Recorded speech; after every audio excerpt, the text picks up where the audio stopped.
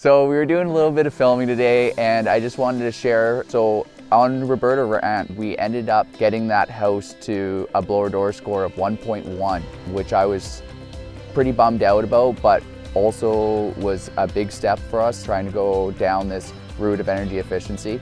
I think we figured out what happened when we ended up having air barrier out compared to our final blower door score, and it was actually that the HRV has a damper inside of it, which I thought would have been closed when it was turned off, but actually it's left open. So on this project, we realized that we needed to do something different when we were doing our blower door score, and was actually able to get that down below 1, which got us to step 5, which I am super pumped about. It was a lot of work. It was a huge goal of mine to be able to get there, and I'm really excited to see where we end up going from here. I really hope that in the near future we get to build a passive home. It's on my list of things now to check off. I'm hoping to get Passive House certified this year, and I'm really excited to see how this goes and what new homes we were able to build to a higher standard with better building products, and knowing that we are building a house that's going to last the test of time.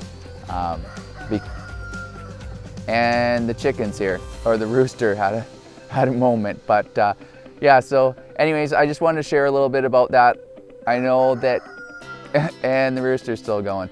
I just wanted to share that because it was important to me, and I know that construction isn't always the easiest thing, especially for other builders out there. They definitely understand that this has been a tough year to be building. Yeah, I just wanted to share with that, if you know, from one project, as long as you're trying to get better, then some things will come together, and I really look forward to, you know, leveling up my skills and seeing what I can do on the next one. So thank you very much, you guys, for listening and hearing me blab on and having listened to the rooster.